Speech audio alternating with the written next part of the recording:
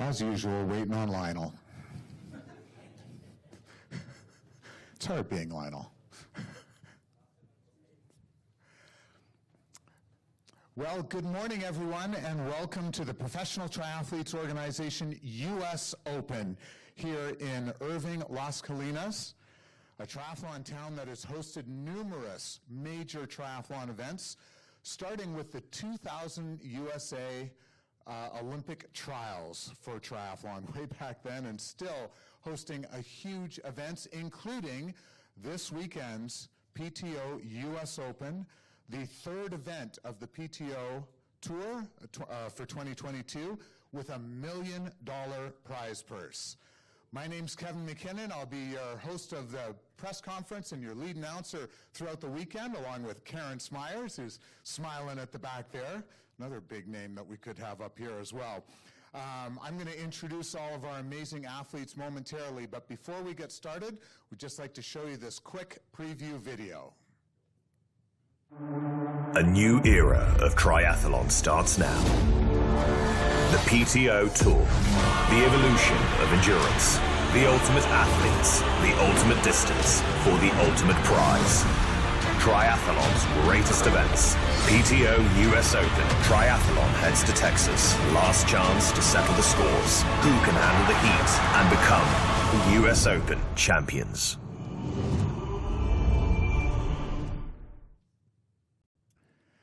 Well, up on the stage, we're starting with our pro women's press conference, and then we'll bring up the guys after that. So sort of try and do a seamless switch over here, but I don't know, these guys don't look very coordinated. These guys look awesome, so I have no idea how that's all going to work, but we'll figure it out.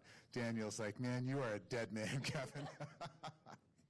I love it. So up on the stage at the far end of the women here, we have Taylor Knibb, PTO World Ranking number 7 and Olympian. She was a silver medalist in the mixed relay in Tokyo last year. She was the fastest athlete at last year's Collins Cup and the Ironman 70.3 Oceanside winner from 2022.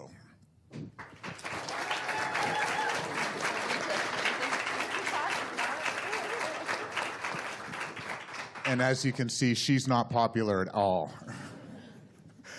In the center, she is a 4-time Ironman champion, PTO World Ranking number 18. She won Ironman Texas earlier this year, finished second in her Collins Cup match last month, and the super mom parent of Emmy and Sydney. I don't know if I'm allowed to say super mom or not, but seems appropriate, especially in this case.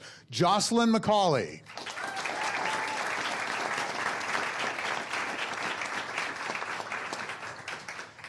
Over to my right, PTO World Ranking number 5. She's the defending Ironman 70.3 world champion, a 3-time runner-up at the Ironman World Championship, and recently won the World Triathlon Long Distance Championships in Shamarin. Other than that, she really hasn't done anything. Lucy Charles Barkley.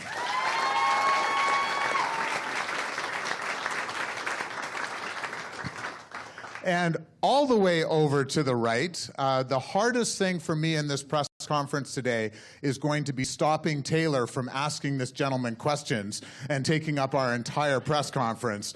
I'm with you, Taylor. I could do that as well. 4-time Olympic gold medalist, 8-time World Championship gold medalist. He won the 200-400 double in Atlanta at the 96 Olympics. He formerly held world records in the 200, 19.32 seconds, and 400, 43.18 seconds. You couldn't go under 43? Come on. His 200 U.S. record stood until this year, 26 years in total, and he still holds the American 400-meter record. That stood for 23 years. I hardly need to say his name. Ladies and gentlemen, Michael Johnson.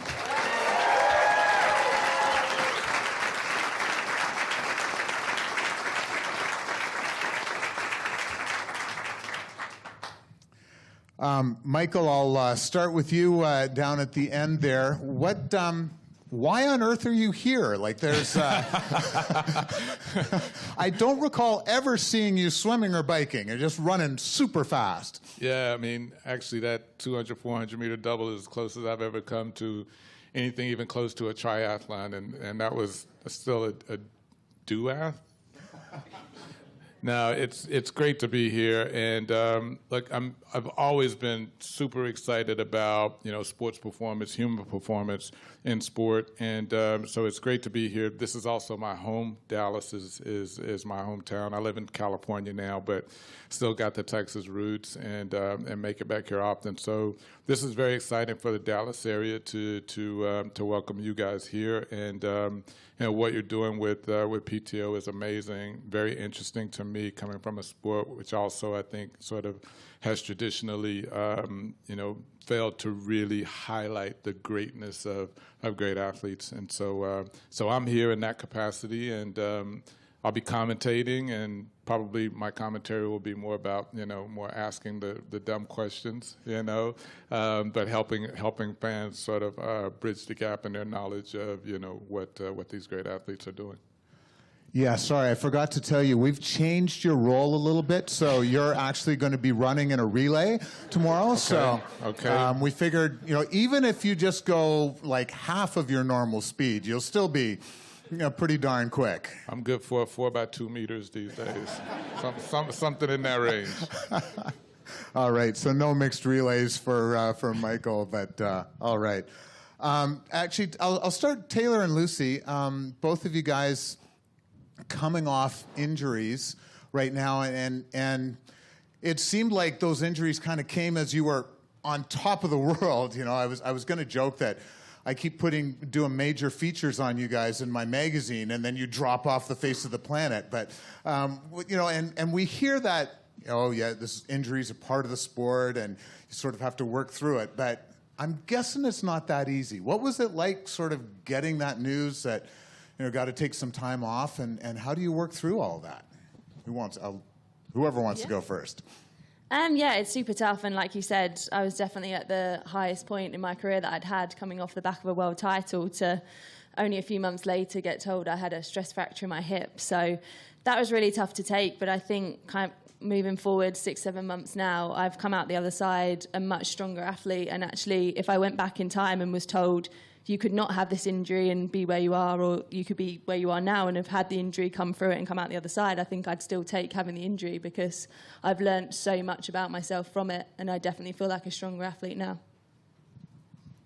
Well, I'd have a similar answer to that. I think that when you have an injury, you kind of look through everything that you're doing and you question everything, maybe a bit more than if you didn't. And so then you can kind of like look at everything and then be better at the end.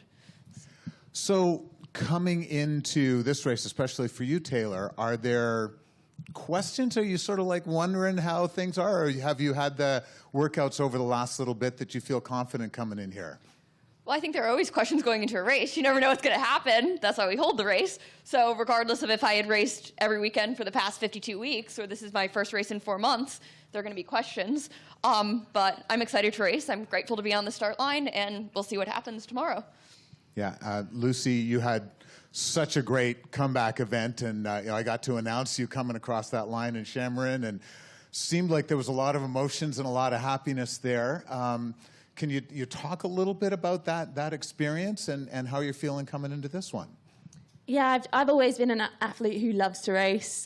Since I was a little kid, it was always about trying and racing and going as hard as I could. So having 11 months away from racing was really tough. So to come back and put down a really solid performance meant a lot. And the emotion definitely come out because I was so happy to be back. And I think that race has given me a lot of confidence going into this one. I think if this had been my first race back, there would be huge question marks. But now I feel I have a lot of confidence across swim, bike and run.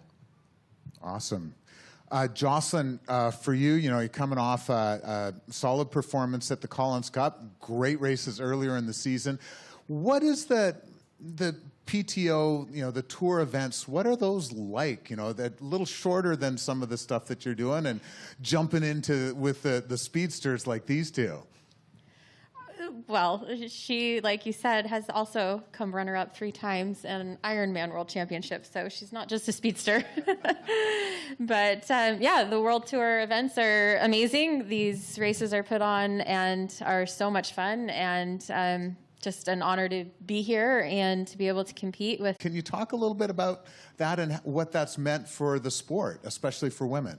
Yeah, I don't think it just means stuff for our sport. I think it means stuff for sport as global for women, because having the opportunity to go on maternity leave, I think sport is very different than corporate America or corporate world and stuff. And so our jobs are our bodies, and going through pregnancy and then childbirth, it can be very different. Each child, my first one was very easy. I was back up and racing very quickly as an amateur, and then this one took a lot out of me and was a lot rougher. The pregnancy was rougher, the childbirth was rougher. So to know this time around that I actually had the 15 months, so 9 months of pregnancy and then 6 months postpartum, to be able to get back into racing shape and compete meant so much to me and my family. And then I think having this groundbreaking maternity leave policy and being an example to so many other sports out there means a ton, because the thing is women, there is a research that just came out that women come back 62% stronger after childbirth than prior to. And so we, with the maternity leave policy, are allowing those women to gain that 62%, to be able to break barriers, to break records, to continue to progress the sport, and to not have them come out of the sport and have a third of the field not there anymore. And so I think that means a ton, not just for triathlon, but for sport as a world global. Yeah, awesome. Very.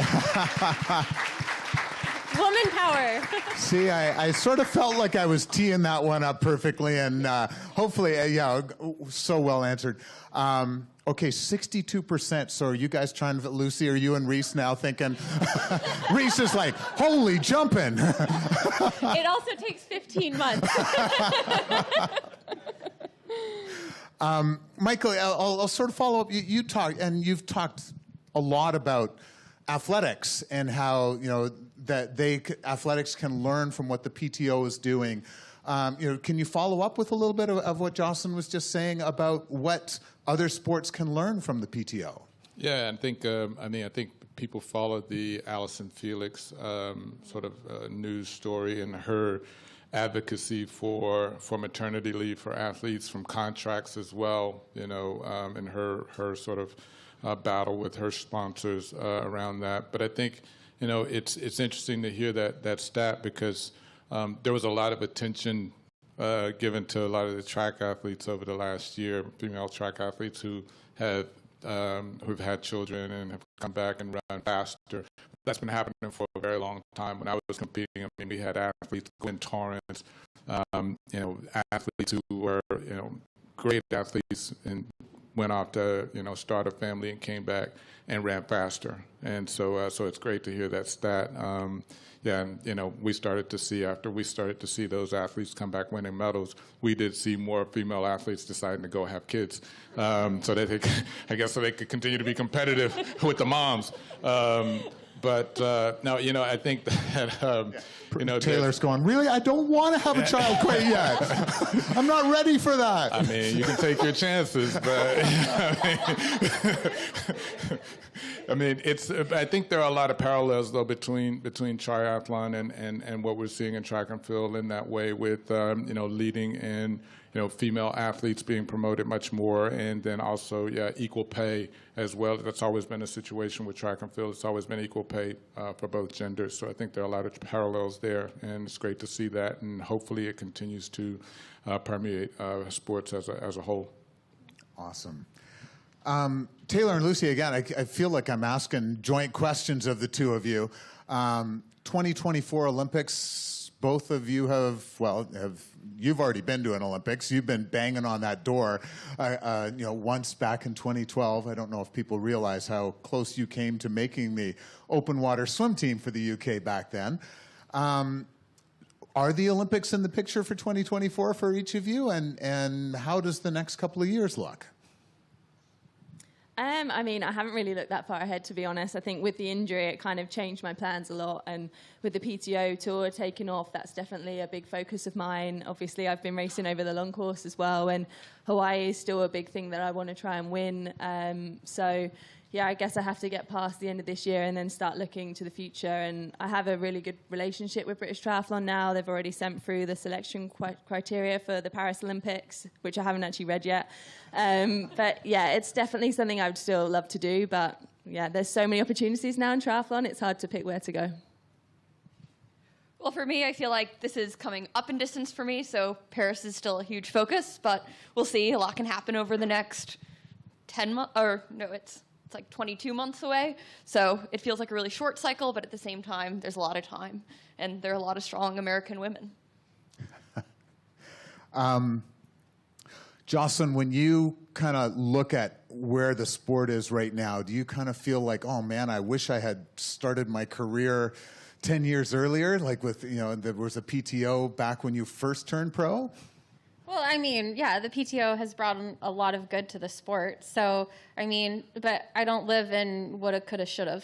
So, I mean, I'm happy with where my career is now. I'm happy with how I came up through age group ranks and, had to work myself and, try so hard and everything. And I think I gained a lot of gumption from that. And that probably helped a lot in my career as well. So, yes, of course, but I'm not a woulda, coulda, shoulda.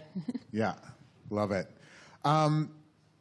This weekend, obviously $1 million up for grabs and a nutty competitive field. I was looking at, just the people who aren't at this press conference who normally would be, defending Olympic gold medalist. And that list sort of continues.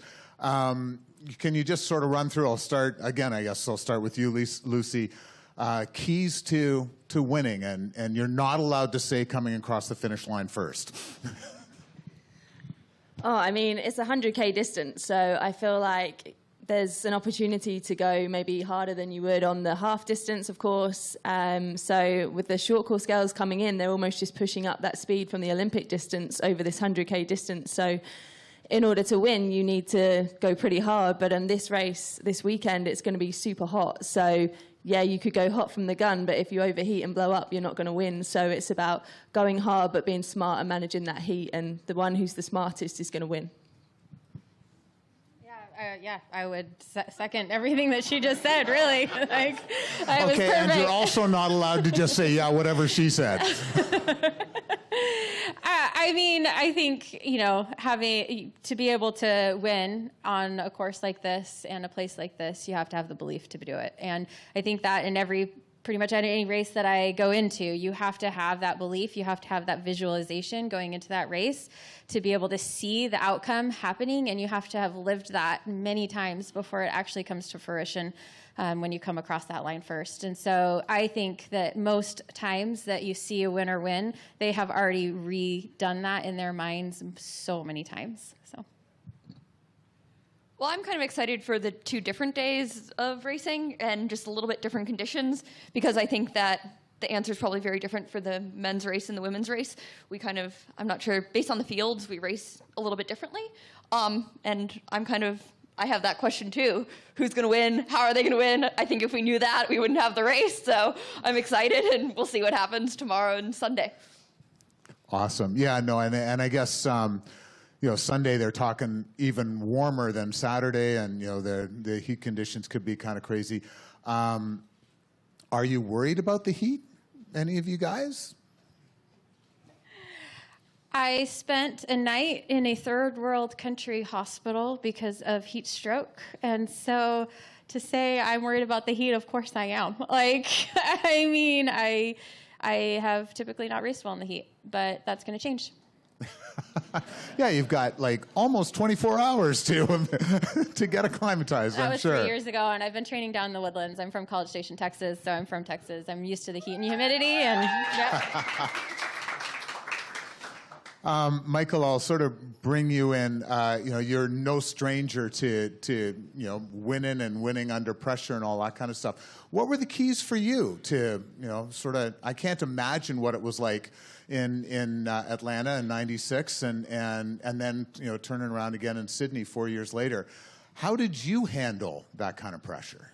Yeah, I think it's understanding, how to manage the pressure yourself. It's different for everyone in terms of how you manage pressure. I think the key for me was once I figured out, how to manage the emotions, how to manage my mental state as I went into that competition. I'm a control freak, and I know that about myself, and so controlling my environment as much as I can. But the sort of other side of that sort of double-edged sword is that you can't control everything. You have to then figure out how to focus only on the things you can control, identify when you're thinking about or spending energy on something that you can't control. So, for example, before every major championship, certainly at the Olympics, there's the call room. That's where they call you to the, area where, everybody has to sit there. You're sitting there with your competitors. They always find the smallest room they can find with no windows, and you're there with the other 7 competitors, and it's very tense. And you could find your mind starting to wonder, or, your competitors, and you start to see, man, he looks really good today. You start thinking about, I think it's today he's going to beat me. If you start to go down that road, I can't control how he's going to run. He's in his lane, I'm in my lane, So now I'm focusing on things that I can't control. So you have to be able to recognize those things, focus back on the things that you can control, which is how you're going to run this race. And so those sorts of things are key. And then, in that moment before the race starts, you always sort of, it's inevitable that your mind is going to wander to, am I ready today? Am I ready to produce my best performance today? And you want to be able to say yes. But if you didn't really train as hard as you could in those months and weeks, leading up, then the answer is not yes. And that then starts to concern you. And you start to know that now it's coming home to roost because the moment of truth is here and I don't know if I'm really ready. You want to be able to say, yeah, I did everything that I possibly could to be ready for the moment. And then you can be happy and you can live with the result as long as you go out there and produce, your best performance on the day. And if somebody happens to be better, fortunately for me, that never happened. But had it happened,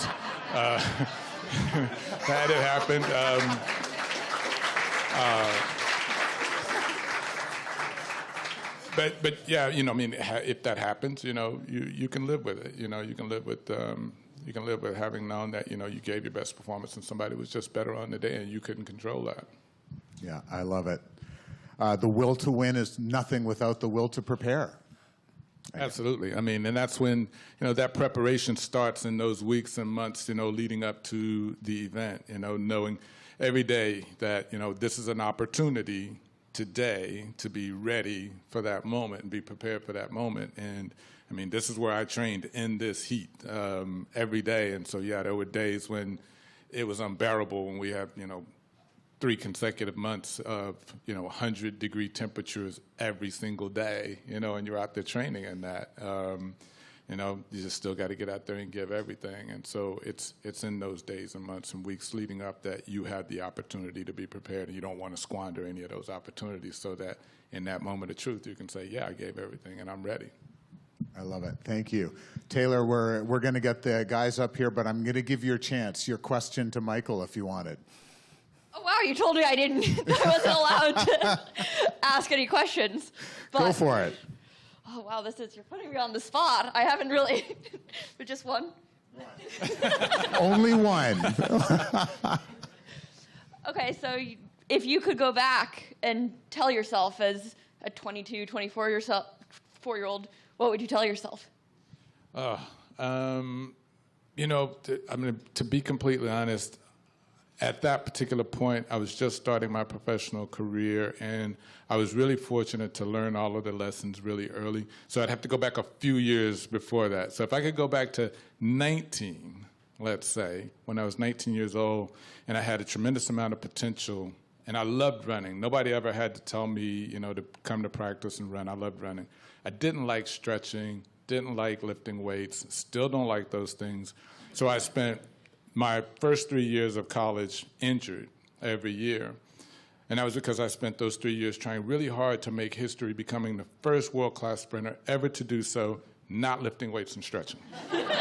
And so I would tell myself what I eventually learned, and fortunately I learned it early in my career, that, look, there are fundamentals, and, regardless of who you are, I ran differently. You can get away with that, but you can't get away with not doing the fundamentals. I mean, regardless of whether you like them or not, you can't just do the things that you like. You got to do the things that it takes to be great if you want to be great. So that was a lesson that I learned. Fortunately, I learned it early enough, but I would have, if I had learned it earlier, I probably would have made one more Olympic team in 1988. Do you still do them today? You did sneak in another question. Nice.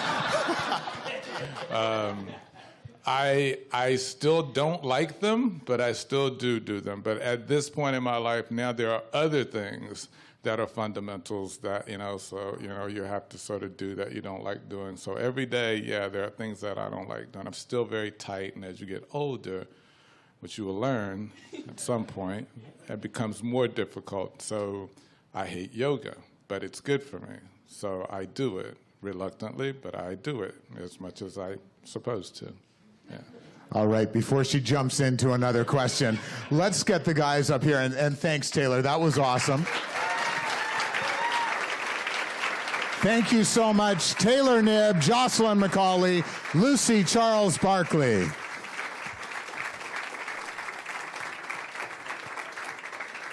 Come on up, guys, if we could get you all up here.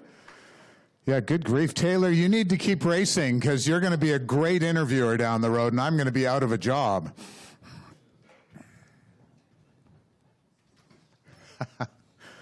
The Canadians can stay close to each other down at this side of the...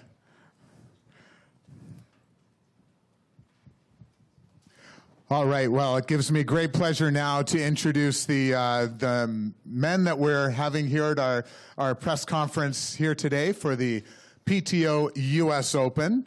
On my right over here, PTO World Ranking number 4. He's a 2-time runner-up at the Ironman World Championships, 2017 World Triathlon Long Distance World Champion, a 27-time half-distance champion, and the winner of his match at last month's Collins Cup, Lionel Sanders.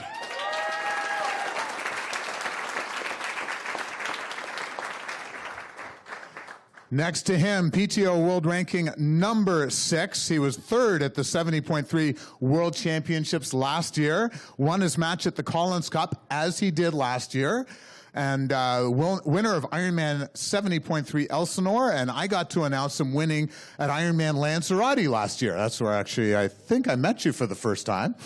Daniel Beckegaard.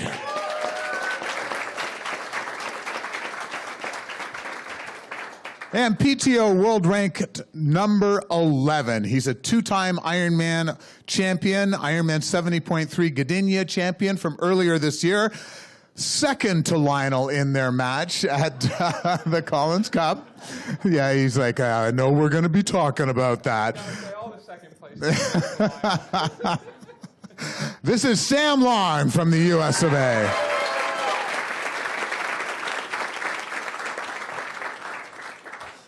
So, Sam, I'll start with you. You're sitting next to a gentleman who has done just a little bit of sprinting. Are you tapping into any hints from him to figure out how to outsprint Lionel? Well, I'll say my race strategy started from the time we got to pick our seats. You notice I jumped up, I sat here, I forced Lionel as far away, and I'm hoping that the fast genes, that the fast sprinter mentality comes into me because I'm doing everything I possibly can to win this sprint. Oh, sorry. And are we anticipating another sprint here?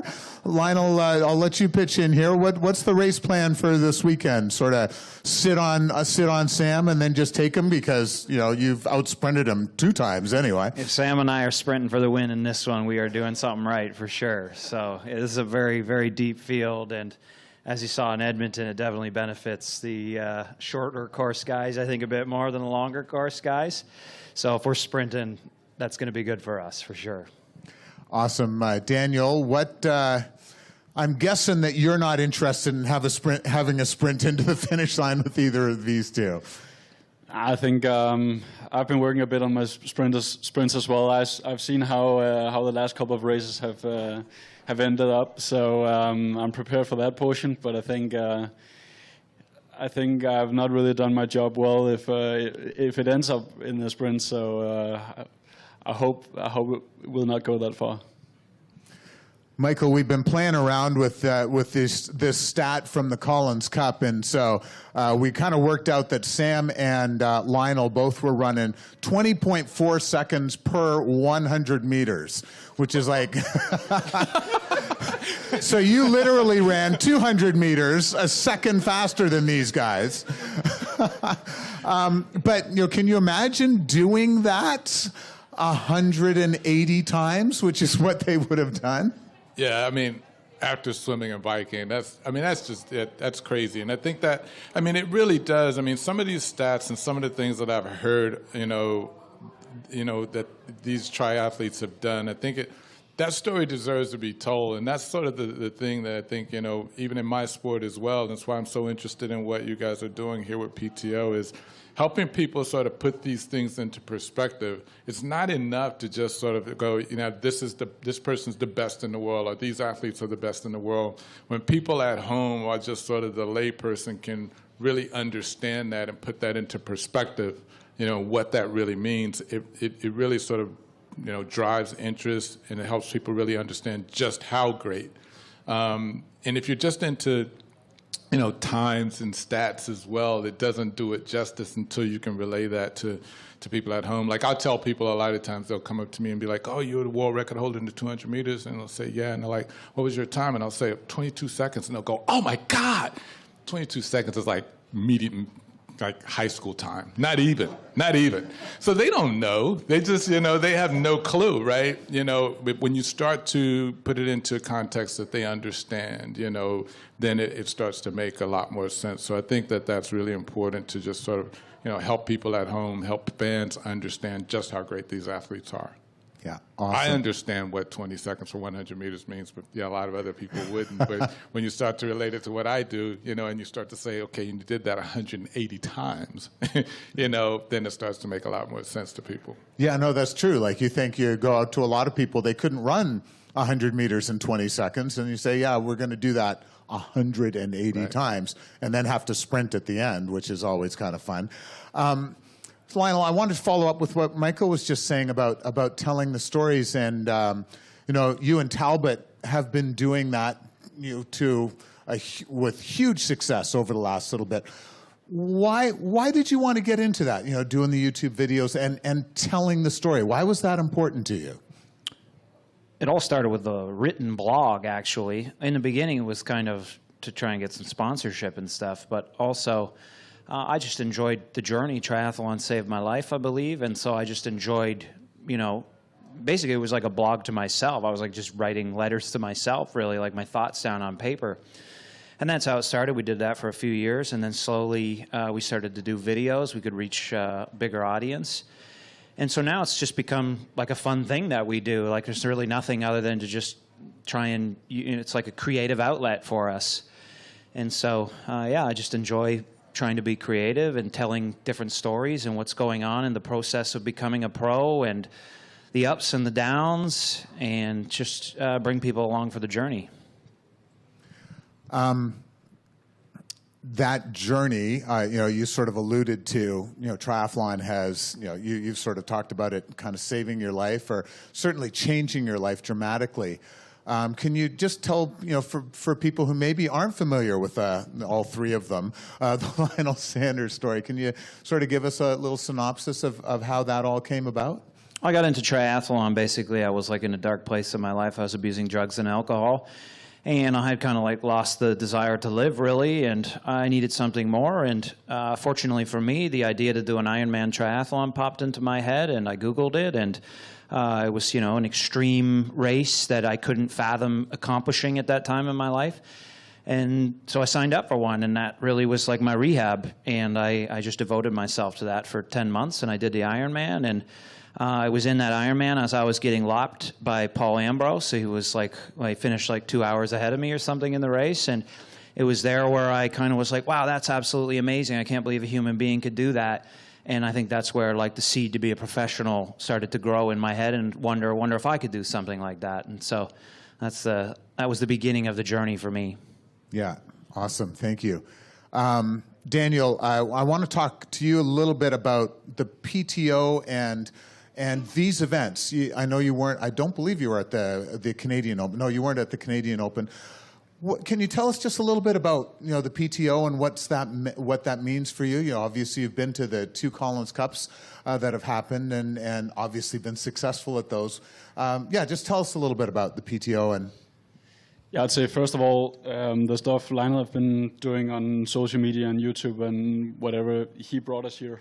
So it's stories like Lionel tells that, I think both for Sam and I made us realize, how amazing it is to what we do, and just the fact that, that we are able to push ourselves more than what we actually think we are. That's a huge experience for me, and I know it is for Sam as well. So, you brought us here, that's for sure. But yeah, at the same time, Pete, I think what we are seeing right now is it's a whole new generation of racing in triathlon. The fact that we can actually call this a professional sport for the first time in the history of triathlon, I think, with the way PTO are doing races, setting things up, media,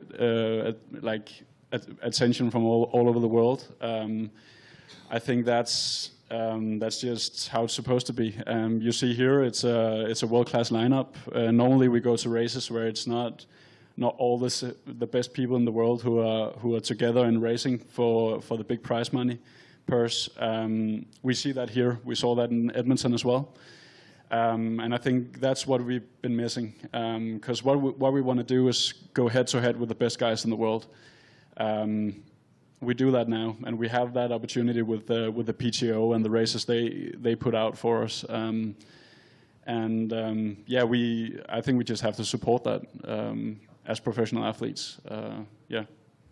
Awesome. Sam, I certainly don't want to dwell on all of this, but it was, the Collins Cup was an emotional heading into it. It was very, very emotional for you. How hard was it to go from that and just get into pure race mode? Because obviously on race day, you and Lionel it just seemed like you were in that race mode. And was that a hard transition to make? No, not at all. I'd say the easiest thing of that whole week was putting my shoes on, putting my wetsuit on, and going and putting the thing to rest and laying it down. And I live to race. I love to race. And what can be hard is actually, you're put in a dramatic situation, and that killer instinct's wanting to come out, because when we go race, we're all killers. And but then, you got to play nice, and you got to be super friendly all week when someone's attacking you. That was the hard thing. Well, I sort of feel like that's part of the struggle that we're having. Traditionally it has been playing nice, and we're sort of trying to get into the, let's get some trash talking and get the excitement going. And you suddenly found yourself in the midst of all of that. How challenging was that? Yeah, I guess in a way, I sort of started it. Well, no, that's not true. I don't want to say I started it. You can go back to Macca and Crowe, and there were some pretty serious things that happened, but social media wasn't as big back then, so I think it's a new dynamic now. But then, Mount Lemmon, I think, sort of started a lot during COVID, and it put a target on my back as this guy who likes to talk smack and create that rivalry, and that's certainly true. And during COVID, I think I needed that just to stay sane, to give me something to get out the door, because it was a depressing year, and to have something to compete for was so amazing. But no, I think both can absolutely exist, and I think both can be fun, and I think you can have tons of respect for your competitors while also saying you want to beat them, and then you go out, and I think you can then race with your absolute heart and give it everything to beat the guy. And then I think regardless of if you win or lose, you can congratulate the guy who wins, and then you can go out and you can have fun with them. That's the real beauty of our sport. You can be mortal enemies and best friends, I think. Yeah, I like it. Lionel, you were the one sort of on the brunt of the Mount Lemmon stuff, but then you got to you just seemed like you were having a good old time just sitting and watching in Shamarin. What was? But I'll talk first about the Mount Lemmon thing. Did that get you fired up, and how did you react to all of that?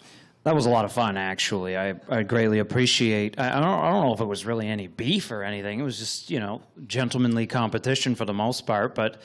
Yeah, he went. I literally had wanted to get Mount Lemmon's been like my favorite thing to climb, like probably one of my favorite sporting things ever. And if you don't know, it's like a 26-mile beautiful climb in Tucson, Arizona, and it was like one of the first. I got Barry Shepley actually right over there. It was like one of the first real sporting things I ever did in my life, and so it was like I've always loved climbing Mount Lemmon, and it became a dream to take the fastest time up Mount Lemmon. And so I finally, it took me like 10 years of hard work on the bike and learning the mountain, and I finally took the fastest time up the mountain, and 1 week later, Sam Long goes and takes my time.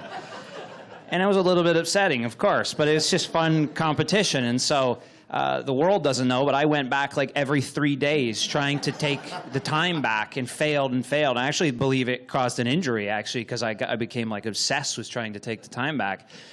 But finally, I did take the time back, and so Sam is due for a rematch. Hopefully, he's living in Tucson now, so hopefully in a few months' time when the season's over, maybe we can go head-to-head even. Yeah, I was just about to ask, doing the head-to-head. And just sort of one straight, for most people, 26-mile and beautiful before climb don't go in the same sentence. It is a truly beautiful climb. If you're ever in Tucson, you have to do it. Bring your bike. Michael Johnson, I want you, obviously you're talking rivalries and stuff. What, for you, and you talked a little bit about this in the prep room, before the Olympics and stuff, how did you handle rivalries? Or I guess maybe there weren't any when you're Michael Johnson. No, there's serious rivalries in the sport, and I think it's important. I think it, to Sam's point, it's good for the sport as long as you can remain respectful. I'm not sure about the best friends part, when you got rivals, I wasn't friends with any of my competitors. I'm friends with them now, but then we were bitter rivals. But for the most part, most of them, it never crossed the line to getting to a point where it was disrespectful. But, none of us made any apologies for wanting to beat the crap out of the others, and my position was always, I want to cross the finish line as far ahead of my competitors as possible. I want to be able to watch them finish. And that was, and they knew that,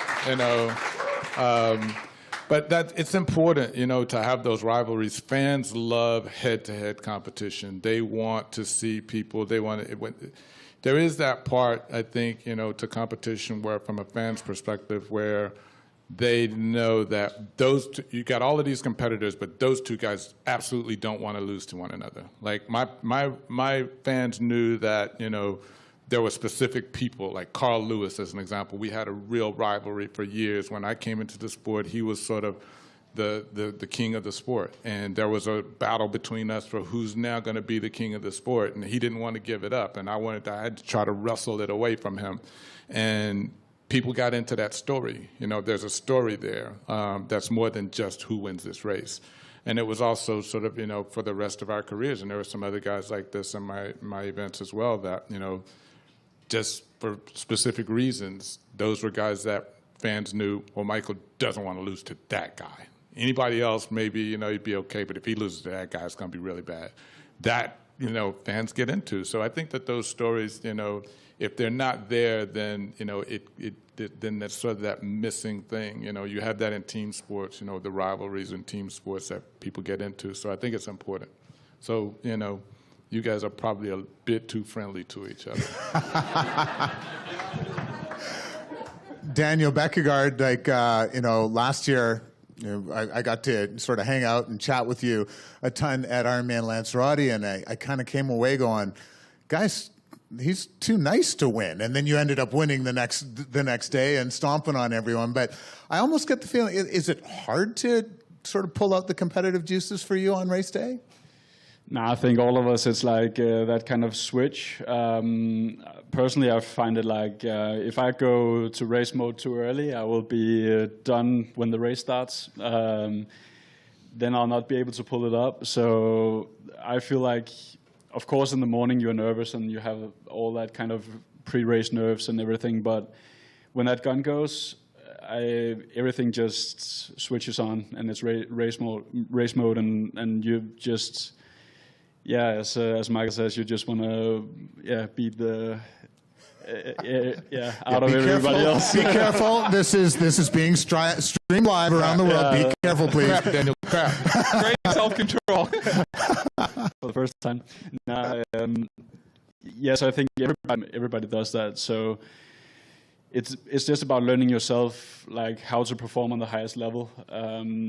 And if that works for you to be nice to a guy a couple of days before the race, then I think that's fine. And if it's also you have to be enemies with all of your fellow athletes, then that works for you. And as long as you perform on race day, that's a good thing.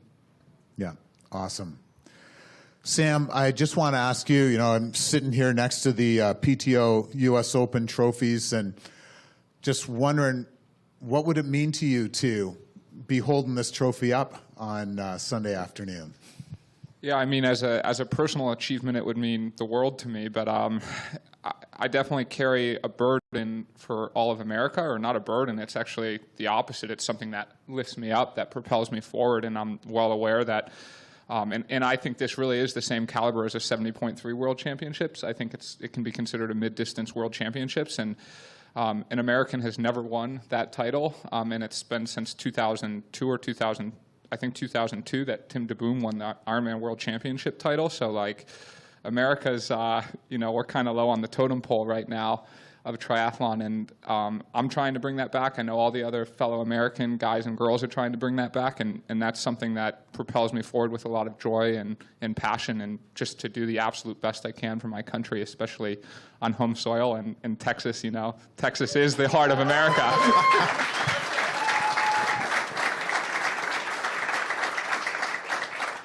Yeah, it's odd. Yeah, no, and actually, and as you were saying all of that, and the inspiration and doing that, just got some of the stats from USA Triathlon. Like right now, youth annual memberships are up 13% over last year, and then that's for youth, and then 19% in terms of the total membership. I'm going to ask all three of you, and then I'll ask Michael at the end. How important is it to you to be an inspiration? I mean, that's probably the major driving force, I would say, other than, the joy of competition. Of course, I love competition. I love exercising. But inspiring others to feel that same love. And like triathlon, I do truly believe saved my life. And exercise, endurance is an outlet for me, for my mental health. And so to inspire, I know that endurance sport can positively affect the entire world, can affect everyone and anyone. And so to just get that out there, get that message out there, is an extremely large driving force for me, undoubtedly. Yeah, I think I started seeing it at my local triathlon club. We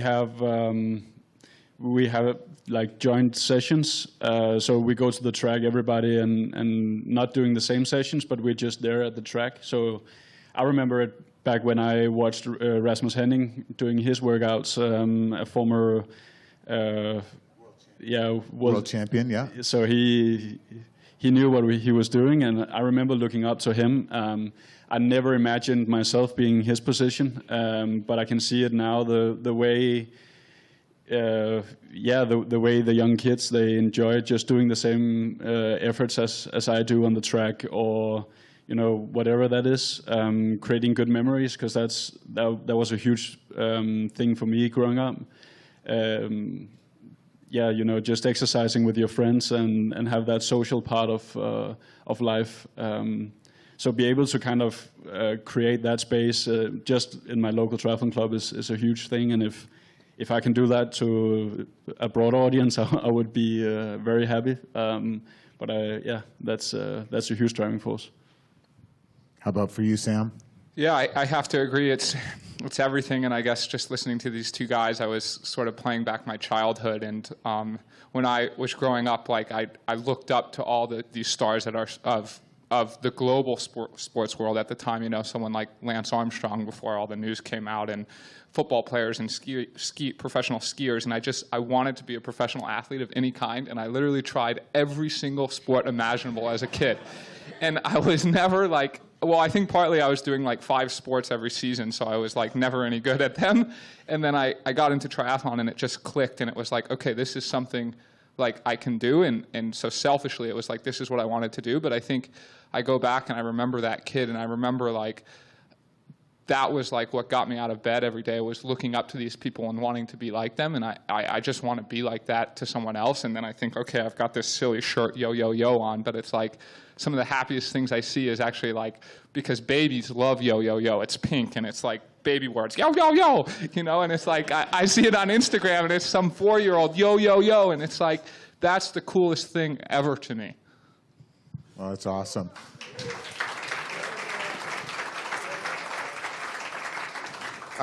Michael Johnson, what is it like to be an inspiration? You know, 8-time world champion, 4-time Olympic gold medalist, and changing the world for a lot of people.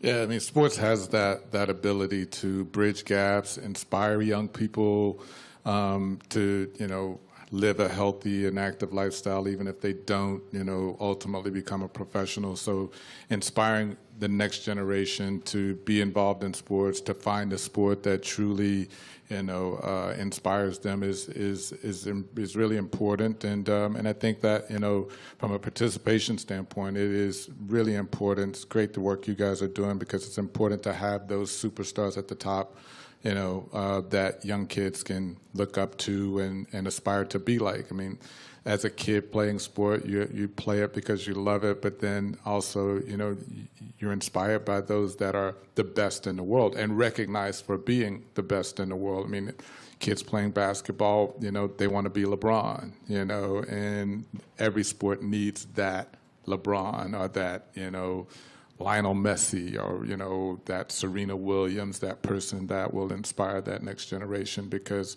they see those athletes that are the best in the world and being recognized as such.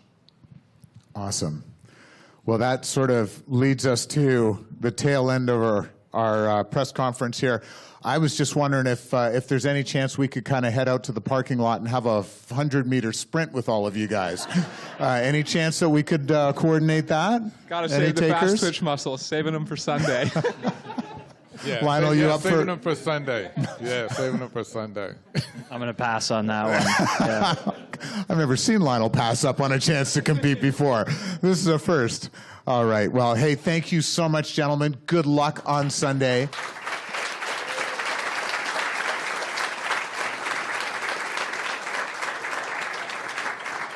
So thank you very much to Lionel Sanders, Sam Long, Daniel Beckegaard, and of course, Michael Johnson. Thank you all for joining us here, and we're looking forward to a fantastic weekend of racing, and look forward to seeing you guys out. We got a busy Saturday and Sunday, our short course event for the age groupers, and then our women's race on Saturday, and then our long course for the age groupers, and our men's race on Sunday. So thank you for joining us here at our PTO US Open press conference, and have a great weekend, everyone. A new era of triathlon starts now. The PTO Tour, the evolution of endurance, the ultimate athletes, the ultimate distance, for the ultimate prize. Triathlon's greatest events. PTO US Open. Triathlon heads to Texas. Last chance to settle the scores. Who can handle the heat and become the US Open champions?